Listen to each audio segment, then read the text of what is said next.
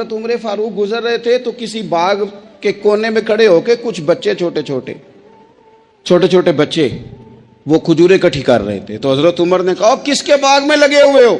سب بچے دوڑ گئے. تو حضرت سنان بن سلمہ فرماتے میں بھی چھوٹا تھا, میں کھڑا ہو گیا تو میں نے کہا حضور ہم نے توڑ کے نہیں کھجوریں کھائیں, گری ہوئی کھائی ہیں, اور آپ کو پتہ ہے جو رستے میں گر جائیں وہ اٹھانی ناجائز نہیں ہوتی, تو حضور یہ گری ہوئی کھجوریں کھائی ہیں. تو کہتے ہیں حضرت عمر فاروق بچے کی بات سن کے کہنے لگے رب تیرا بھلا کرے, تو نے صحیح بات کی طرف میری توجہ کرا دی ہے, اللہ تیرا بھلا کرے. اور پھر حضرت عمر رضی اللہ تعالیٰ عنہ اس چھوٹے سے بچے کے پاس کھڑے ہو گئے. کون؟ کس کے پاس؟ نہیں, خواب تو نہیں دیکھ رہے میں اور آپ. حکمران وقت 22 لاکھ مربع میل کا حکمران بچے کے پاس کھڑے ہو گئے, چھوٹے بچے کے پاس. دکان پہ غریب آدمی چڑھ آئے نا, دکاندار صاحب اللہ ماشاء اللہ ان کا مزاج خراب ہو جاتا ہے. وہ تیسری چیز کہ نا وہ والی دکھاؤ تو کہتے لینی ہے تو لے, تو جا. اور اگر تگڑا بندہ آ جائے تو کہتے ہیں جناب آپ اس طرح کریں نشاندہی کر دے, میں انشاءاللہ خرید کے لا کے پیش کر دوں گا. مزاج بدل جاتا ہے. غریبوں کے پاس, چھوٹوں کے پاس, عام آدمی کے پاس آپ جائیں. ہمارے حکمرانوں کا غریب آدمی سے گیپ بہت زیادہ ہے, پیروں کا غریب آدمی سے گیپ بہت زیادہ ہے, بڑے علماء کا عام آدمی سے گیپ زیادہ ہے, تاجروں کا عام آدمی سے گیپ زیادہ ہے, شیشے کے بڑے بڑے محلات میں سوسائٹیوں میں بسنے والوں کا غریبوں سے گیپ زیادہ ہے. اس لیے امیر غریب کی تفریق بڑھ گئی ہے, حالات اور طرح کے ہو گئے. بعض غربا امیروں سے نفرت کرنے لگ گئے. ہماری شادی بیاہ تقریبات افطاریاں ان میں ہم اپنے لیول کے لوگ بلاتے ہیں جن سے ہمیں کاروباری ضروریات وابستہ ہوتی ہیں. ہم نے اس طرح کا ماحول بنایا, اس کا نقصان یہ ہوا ہے کہ معاشرے میں کئی قسم کی سوچیں پنپنے لگی ہیں, وسوسے غالب آنے لگے. بعضوں کا تنگ آمد بجنگ آمد, جب غریبوں کے بچے زیادہ تنگ آتے ہیں پھر ہتھیار اٹھاتے ہیں, پھر قلم چھوڑ دیتے ہیں. سوچنے کی ضرورت ہے ملک میں کہ برائی جنم لیتی کہاں سے ہے. یہاں تک اتر کے حضرت عمر فاروق ان لوگوں سے پیار کرتے. اب وہ بچے نے بات سنا دی حضرت سنان بن سلمہ نے, تو جناب عمر فاروق سے بچے نے فٹافٹ ایک اور فرمائش بھی کر دی. کہنے لگا حضور میں نے کھجوریں زیادہ جمع کر لی ہیں, وہ میرے دوست سارے بھاگ گئے ہیں آپ کو دیکھ کے, اب میں جب جاؤں گا نا تو کھجوریں میرے حصے کی ہیں, ہوں میں غریب بچہ, ماڑے گھر سے تعلق ہے, وہ میری کھجوریں چھین لیں گے. حضرت عمر کے ساتھ سپاہی بھی تھے, سارا کچھ بھی تھا. حضرت عمر نے بچے کا بازو پکڑا, فرمایا چل میں تجھے تیرے گھر چھوڑ کے آتا ہوں. حضرت عمر اس غریب کے دروازے پہ دستک دے کے کہا تیرا پتر تھا, پکڑ کے اس لیے لایا ہوں کوئی امیر زادہ اس غریب کے بچے کو تنگ نہ کر سکے, اللہ کوئی ایک بھیجنا حضرت فاروق اعظم کا ماننے والا جو غریب کے بچے کا بازو تھامے اور اسے کہے کہ کوئی امیر زادہ اس پر ظلم نہیں کرے گا, کوئی اسے تھپڑ نہیں مارے گا, کوئی اس کے حصے کے نمبر نہیں لے گا, کوئی اس کی جگہ رشوت دے کے نوکری پہ نہیں بیٹھ جائے گا, کوئی اس کی جگہ پیسے دے کے آگے نہیں بڑھ جائے گا. کوئی آئے نا جو اشک شوئی کرے, جو آنسو پونچھے لوگوں کے, لیکن یہاں تو منزل انہیں ملی ہے جو شریک سفر نہ تھے. میرے عزیزو, اس نہج پر دین نے ہمیں اسباق پڑھائے, اس نہج پر. حضرت عمر چھوٹی چیزوں کا, مسجد نبوی شریف میں آپ نے دیکھا دو لوگ اونچی آواز میں بات کر رہے ہیں, تو حضرت عمر نے فرمایا انہیں بلا کے لاؤ. بلا کے لایا, فرمایا تمہیں پتہ نہیں یہ حضور کی مسجد ہے؟ لا ترفعوا اصواتکم فوق صوت النبی, اے پائے نظر ہوش میں آ, یہ کوہ نبی ہے. آنکھوں سے بھی چلنا یہاں بے ادبی ہے. پتہ نہیں وہاں سارے نعرے غلط ہیں, کسی کے مرد آباد کا نعرہ ہو تو وہ بھی غلط, اور کسی کے زندہ باد کا نعرہ ہو تو وہ بھی غلط. وہاں ایک ہی نعرہ صرف اچھا لگتا ہے, وہ کیا ہے؟ یا رسول اللہ انظر حالنا, یا حبیب اللہ اسما. وہاں ایک ہی نعرہ اچھا لگتا ہے کہ سونے آ گئے ہیں, نظر کرم ہو جائے. یا رسول اللہ پہنچ گئے ہیں روزے دے دوالے نے غلاماں دیاں ٹولیاں، او ویکھو ایک پیا سندا کروڑاں دیاں بولیاں. وہاں یہی نعرہ اچھا لگتا ہے، لب واہ ہیں، آنکھیں بند ہیں، پھیلی ہیں جھولیاں، کتنی مزے کی بھیک تیرے پاک در کی ہے. اور قربان جاؤں اپنے امام پر، اس قلم پہ باری جس سے وہ لکھا کرتے تھے. کہنے لگے کعبے کا نام تک نہ لیا، طیبہ ہی کہا. پوچھا جو تھا کسی نے کہ عظیمت کدھر کی ہے، ان کے طفیل حج بھی خدا نے کرا دیے، ورنہ اصل مراد حاضری تو اس پاک در کی ہے. تو حضرت فاروق اعظم رضی اللہ تعالیٰ عنہ نے ان دو لوگوں کو بلایا اور بلا کر کے فرمانے لگے کہاں کے رہنے والے ہو، کہاں سے آئے ہو؟ نے کہا جی ہم طائف کے رہنے والے ہیں. فرمایا تمہیں پتہ نہیں یہ نبی پاک کا روزہ ہے، حضور کی مسجد ہے، یہاں آواز اونچی نہیں کرتے، تمہیں خبر نہیں؟ اور پھر حضرت عمر فرمانے لگے اگر تم مدینے کے رہنے والے ہوتے تو میں تمہیں کوڑے مارتا، میں تمہیں سزا دیتا. تمہیں پتہ نہیں کہ کس طرح کا مزاج اور ماحول ہونا چاہیے. تو حضرت فاروق اعظم رضی اللہ تعالیٰ عنہ کی جو خدمات ہیں، آپ تو بازاروں میں جب جاتے تھے نا تو فرماتے تھے ہمارے بازار میں صرف وہ بندہ آ کے کام کرے جو دین کا علم جانتا ہے، جسے تجارت کے اصول پتہ ہیں وہ آئے، دوسرے کو بیٹھنے نہیں دیتے تھے. اپنے مزاج کے لحاظ سے، اپنی طبیعت کے لحاظ سے مخلوق کے لیے دلوں میں نرمی رکھتے تھے، مزاج میں نرمی. ایک بات آپ نے کئی دفعہ سنی ہوگی، میرا بڑا دل کرتا ہے پھر سے اس کو دہراؤں. میں نے اسے سینکڑوں بار پڑھا ہے. جب طبیعت پوری بے چین ہوتی ہے اور اپنی ذمہ داریوں کا احساس کرنے کو دل کرتا ہے نا، تو پھر خیال آتا ہے کہ ہم بھی پڑھیں ذرا ان چیزوں کو. بار بار پڑھتا ہوں تاکہ احساس ذمہ داری پیدا ہو. آپ کے غلام اسلم فرماتے ہیں رات کو میں اور جناب عمر نکلے تھے تو ایک مکان میں ہم نے دیکھا کہ ایک عورت نے نا، اس کے بچے بار بار شور کر رہے ہیں اور وہ کچھ پکا رہی ہے، آواز آ رہی ہے. تو حضرت عمر نے دروازے پہ دستک دی. کون ہے دروازے پہ؟ کہا میں ایک غلام ہوں. حضرت عمر کہتے ہیں غلام ہوں، بہن کیا مسئلہ ہے، بچے کیوں رو رہے ہیں؟ تو بی بی کہنے لگی تمہیں کیوں بتاؤں، جاؤ نا اپنا کام کرو. حضرت عمر نے اصرار کیا تو تلخ لہجے میں، جس سے غصہ نہیں کر جاتے حکمران، councillor, chairman, M P M N A, ناراض نہیں ہو جاتے، اس تلخ لہجے میں بی بی کہنے لگی دعا کرو اللہ میرے اور عمر کے درمیان قیامت میں فیصلہ کرے. کیسا حکمران ہے کہ اس کی حکومت میں میرے بچے بھوکے سوتے ہیں. یہ میں نے پانی میں روڑے ڈال کے چڑھائے ہیں، لیکن یہ پیٹ کی بھوک یہ بڑی ڈاڈی ہوتی ہے، یہ نیند بھی نہیں آنے دیتی. خیال تھا رو دو کے سو جائیں گے، پر سو بھی نہیں رہے. حضرت فاروق اعظم دوڑے گئے، گھر سے سامان، اناج، غلہ کندھے پہ رکھا. خادم کہتے میں نے کہا کہ مجھے دے دیں. فرمانے لگے چل تو وعدہ کرنا قیامت میں بھی میرے بوجھ اٹھائے گا. تو حضور نہیں، وہ تو میرے بس کی بات نہیں. فرمایا پھر مجھے کرنے دے. دوڑے آئے، اس خاتون کے دروازے پر لا کے وہ چیزیں رکھی. کہا بہن اگر تو پردہ کر لے تو یہ غلام نہ آج کھانا پکا دے تیرے بچوں. پھر وہ گھی چڑھا کے، چینی ڈال کے، کچھ سامان پکتا تھا وہ کھانا پکایا. غلام کہتے ہیں جب پھونکے مارتے تھے تو داڑھی سے دھواں نکلتا تھا، آگ جلاتے تھے دھواں نکلتا. پھر کھانا پکایا، پھر ان بچوں کو کھلایا. پھر حضرت عمر فاروق رضی اللہ تعالیٰ عنہ نا تھوڑے پیچھے بیٹھ گئے تو بچوں کے ساتھ اس طرح کی باتیں کرنے لگے کہ وہ ہنس پڑے. جناب اسلم کہتے ہیں بچے اس بیوہ کے ہنستے تھے، بچے ہنستے تھے اور عمر روتے تھے. جب وہ ہنستے تھے تو فاروق روتے تھے. پھر وہ بچے آہستہ آہستہ لیٹنے لگے اور جب وہ سونے کی طرف بڑھنے لگے تو حضرت عمر کہنے لگے بہن میں جاؤں؟ کہنے لگی رب تیرا بھلا کرے، میرا کلیجہ پھٹ جاتا اگر میرے بچوں کو آج شام بھی روٹی نہ ملتی. تو سیدنا فاروق اعظم رضی اللہ تعالیٰ عنہ کہنے لگے پھر تو میرے لیے دعا کرے گی؟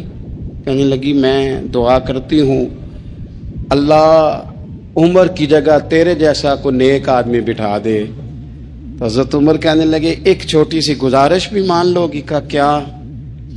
فرمانے لگے کوئی یہ میری خدمت اگر پسند آئی ہے تو عمر کو معاف نہیں کر دیتی؟ غلطی ہو گئی، اسے پتہ نہیں تھا، اپنے منہ سے کہنے لگے سیاںا بھی نہیں، باشعور بھی نہیں، اسے چاہیے تھا خلافت کی ذمہ داریاں نہ لیتا، لیکن حضرت صدیق نے کہا تو وہ مان گیا، لیکن بہن میں اسے جانتا ہوں، بزدل بڑا ہے، کمزور بڑا ہے، ضعیف بڑا ہے، اگر تو قیامت میں اس کی شکایت لگائے گی تو بڑا کمزور پڑ جائے گا، اس کے لیے مشکل ہو جائے گا۔ تو کہنے لگی اچھا اگر تو اتنی سفارش کرتا ہے تو جا، میں نے عمر کو معاف کیا۔ حضرت فاروق اعظم نے چہرے سے کپڑا ہٹایا تو بی بی کہنے لگی اوہو آپ عمر ہیں؟ آپ فرمانے لگے میں جو بھی ہوں تو وعدہ کر چکی ہے کہ تو نے عمر کو معاف کیا۔ پھر باہر نکلے اور اپنے خادم جناب اسلم سے کہنے لگے 2 بندے اور بلا اور انہیں گواہ بنا کہ میں نے اس غریب کے روتے بچے ہنسائے ہیں، تو جا کے ان کو بتا میں نے وہ ہنسائے ہیں، اس کے بھوکے بچوں کو میں نے روٹی کھلائی ہے، اور تو گواہ ہو جا کہ اس بی بی نے خود کہا ہے بغیر جبر کے، میری گزارش پہ کہا ہے کہ میں نے عمر کو معاف کیا۔ کیوں نہ ہم بھی اپنی اپنی ذمہ داریوں کا احساس کر لیں، کیوں نہ ہم بھی جہاں جہاں ہماری ڈیوٹی ہے ہم بھی وہاں غور کر لیں، کہیں ایسا تو نہیں کہ ہم بھی کمزور پڑ گئے ہیں، ذمہ داری تو لے لی ہے پر اب ہم ادا نہیں کر پا رہے۔ ایک صحابی تھے حضرت جناب سیدنا خفاف بن ایما غفاری رضی اللہ تعالیٰ، انہوں نے بڑا کردار ادا کیا تھا میدان احد میں، انہوں نے اور ان کے صاحبزادے نے۔ تو ان کی بیٹی ایک دن حضرت عمر کے پاس آئی، اب وہ بیٹی بیاہ کے جا چکی تھی، اس کی شادی ہو گئی تھی۔ حضرت خفاف بن ایما رضی اللہ تعالیٰ عنہ کی صاحبزادی اپنے سسرال چلی گئی تھی، وہاں اس کا خامد انتقال کر گیا، وہ خاتون واپس آ گئی، وہ حضرت عمر سے ملی، بیوہ عورت۔ اس بیوہ خاتون نے آ کے یہاں تو میرے بھائی وہ فوجی بیچارے جن کی بیویاں، جن کو ایک تقریب میں تو خوب ایوارڈ دینے کے لیے بلایا جاتا ہے، میں نے یتیمی کا وقت گزارا ہے، مجھے پتہ ہے کہ 2-4 مہینے لوگ آ کے کہتے ہیں کوئی حکم ہو جاتے 10 آجے، پھر جب 1 سال گزر جاتا ہے تو پھر لوگ کہتے ہیں 4 بھرا نے کام کیوں نہیں کرتے؟ تو ایسے تو نہیں نا کہ ابا ایسے ہی چلا گیا تھا، بڑا کچھ دے کے گیا ہے، کدھر ہے فلانی چیز؟ لوگوں کا نظریہ تھوڑے عرصے کے بعد اور ہو جاتا ہے۔ آپ نے بڑے بڑے شہداء کے گھروں میں ایوارڈ تو دیے، کیا کبھی آپ نے پلٹ کر دوبارہ غور کیا کہ ان کے بچے کہاں ہیں، ان کی بیوہ کس حال میں ہے؟ وہ زمانے کی تیز دھوپ اور تیز آندھی کا مقابلہ کیسے کر رہے ہیں؟ بغیر باپ کے جو انسان کو کھلے آسمان تلے وقت گزارنا پڑتا ہے وہ کتنا کو مشکل ہوتا ہے، وہ کس طرح ٹائم گزار رہے ہیں، یہ کبھی سوچا لوگوں نے؟ یہاں تو نرنگیے سیاست دوراں تو دیکھیے منزل انہیں ملی ہے جو شریک سفر نہ تھے، جو نکلے ہی نہیں تھے وہ منزل تک پہنچ گئے، اور جنہوں نے جوانیاں گزار دی وہ رستے میں رہ گئے۔ حضرت خفاف بن ایما کی صاحبزادی بیوہ ہو کے آ گئی، بچے ساتھ تھے، سرے راہ جناب عمر سے ملی اور مل کے کہنے لگی حضور میں اس صحابی کی بیٹی ہوں جنہوں نے احد والے دن اپنے بیٹے کے ساتھ مل کے معاشرہ کیا تھا، بچے میرے یتیم ہو گئے ہیں، میں بیوہ ہوں۔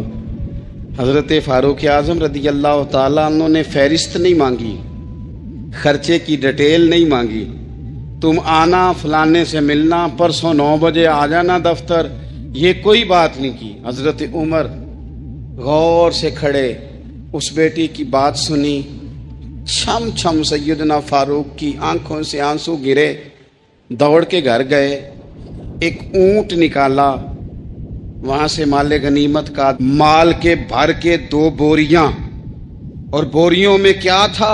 چاندی بھی تھی، नकदी पैसे भी थे, कुछ जरूरत का सामान भी था, गल्ला भी था। 2 बोरियां भर के ऊंट पे रख के खुद लगाम उस बेटी के हाथ में थमा के का पुत्र सामान भी तेरा है, ऊंट भी तेरा है।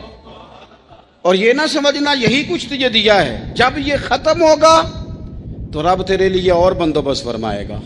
क्या माना कि ड्यूटियां लगा दी गई हैं, हमें पता है ये सामान कब तक खत्म हो जाएगा, पैसे कब तक खत्म हो जाएंगे, तेरे लिए मैंने नए हुक्म भी जारी कर दिए हैं। हजरत उमर वजीफा लगाने लगे तो हुजूर के घर में खिदमत करने वाले हजरत उसामा बिन जैद का वजीफा डबल लगाया और अपने बेटे अब्दुल्ला इब्न उमर का वजीफा सिंगल लगाया।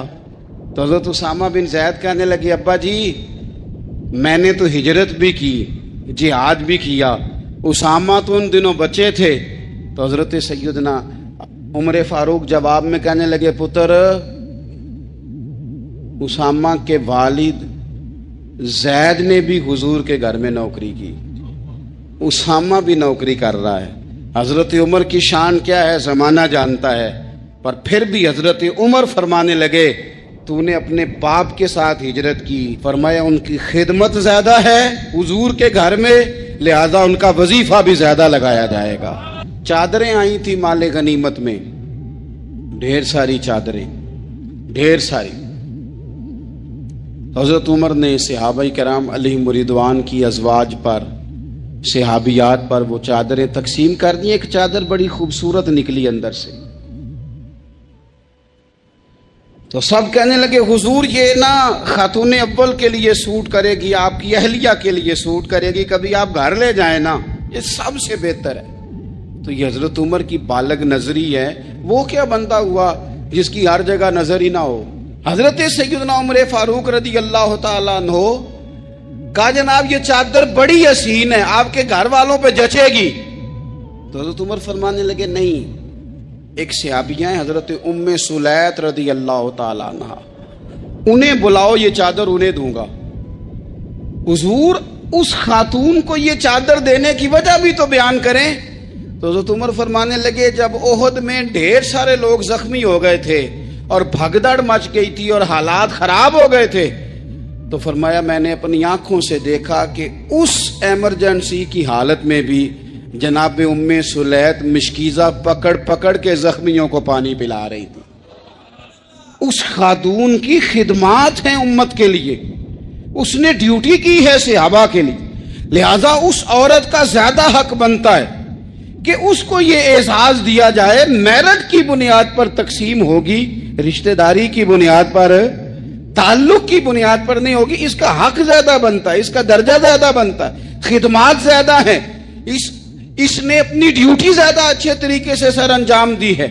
जब तक चीजें आप वुसअत कल्बी नहीं लाते अपनी तबीयत में, जब तक आप गुंजाइश ज्यादा पैदा नहीं करते, उतनी देर तक हालात उस तरह के नहीं होते। फिर एक और मुसीबत बन गई है, वो मुसीबत है लेवल की। ये काम मेरे लेवल का नहीं।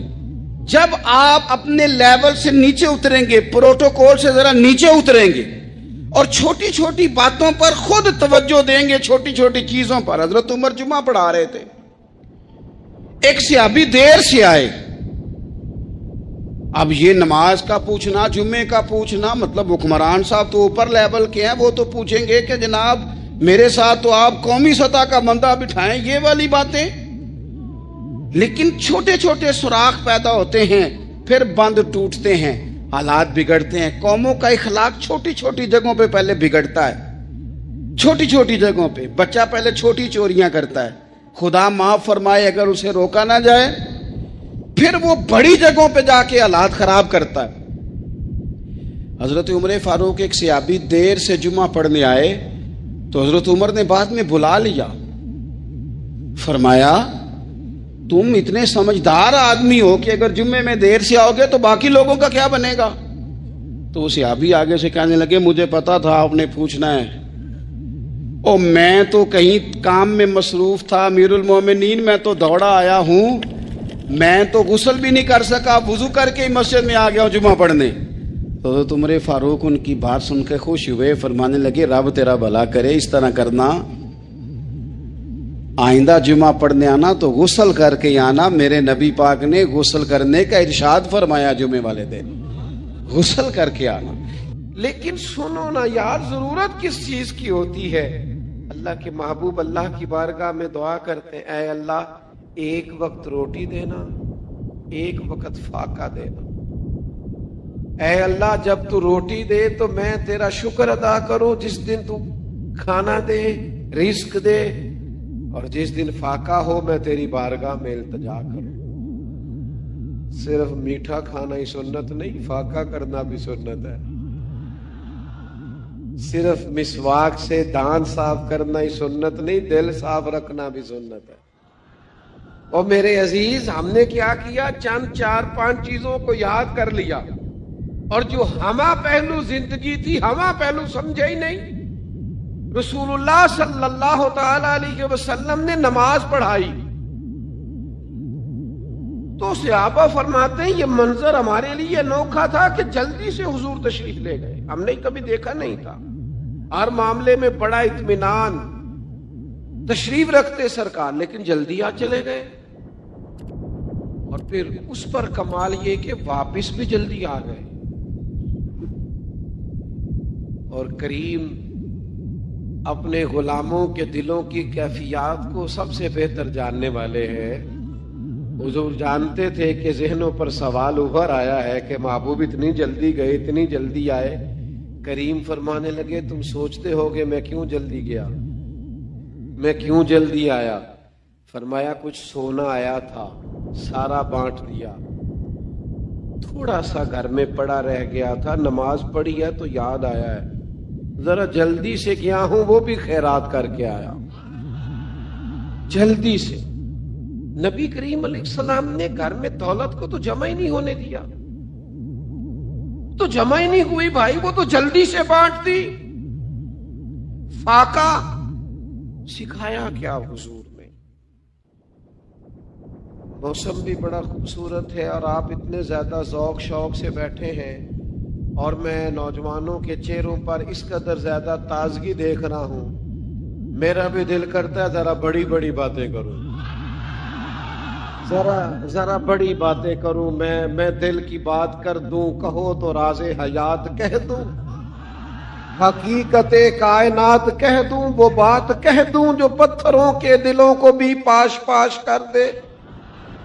سنو نا جوانوں، ہمیں چھوٹا کر دیا گیا، برادری کی، قبیلے کی، ملک کی، اور چھوٹی چھوٹی چیزوں میں الجھا دیا گیا ہے.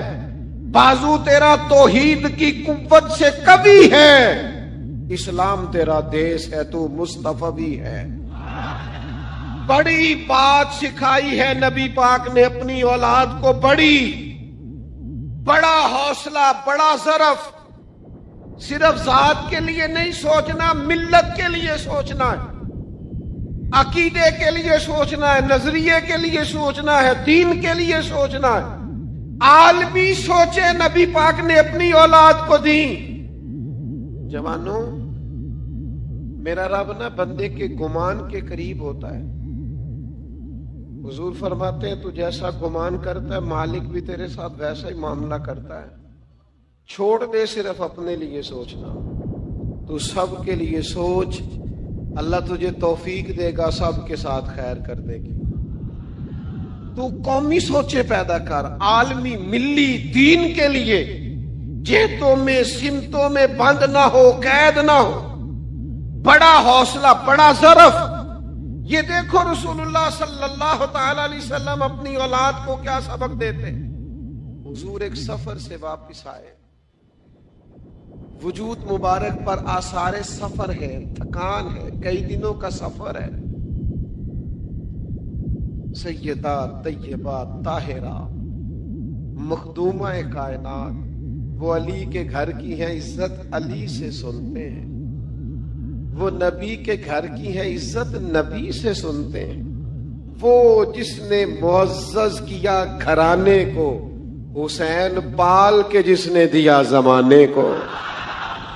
سیدہ رضی اللہ تعالی عنہا نے نبی کریم علیہ السلام کا وہ انداز دیکھا کہ حضور کئی دنوں کے بعد تشریف لائے. چہرے پر تھکن ہے، آثار ہے بظاہر، سیدہ پاک کی مقدس آنکھوں میں آنسو آ گئے۔ یا رسول اللہ صلی اللہ تعالی علیہ وسلم، آقا آپ دین کے لیے کتنی مشقت کرتے ہیں، کتنی محنت فرماتے ہیں۔ ہمارا یہ حال ہوتا ہے کہ ہمارے بچے ہمارا ایک دکھ بیان کرے تو ہم کہتے ہیں بیٹا تجھے تو ایک کا ہی پتہ ہے نا، میرے پاس تو کتاب ہے۔ جوانوں بڑی بات سنو یار۔ سیدہ پاک عرض کرنے لگی یا رسول اللہ صلی اللہ تعالی علیہ وسلم، آپ اتنی محنت کرتے ہیں؟ تو قریب نے کیا فرمایا؟ حضور نے سوچوں کا رخ ہی بدل دیا، زاویہ ہی بدل دیا بات کا۔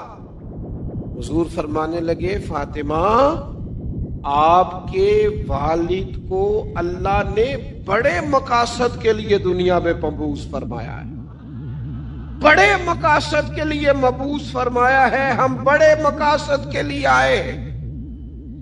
فرمایا کوئی گھر کچا نہ پکا، نہ کوئی جھونپڑی، کوئی جگہ ایسی نہیں بچے گی جہاں اللہ آپ کے دین کے والد کے آپ کے والد کے دین کو پہنچا نہیں دے گا۔ پیغام دین ہر جگہ پہنچے گا۔ حضور نے جو سوچیں عطا کی ہیں وہ بڑی عطا کی ہیں۔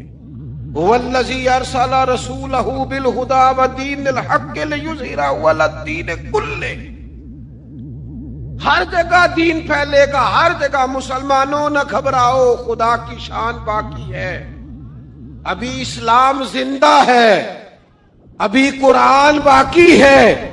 یہ کافر کیا سمجھتے ہیں جو ہم سے روز الجھتے ہیں؟ ابھی تو کربلا کا آخری میدان باقی ہے، تو انقلاب آنا ہے۔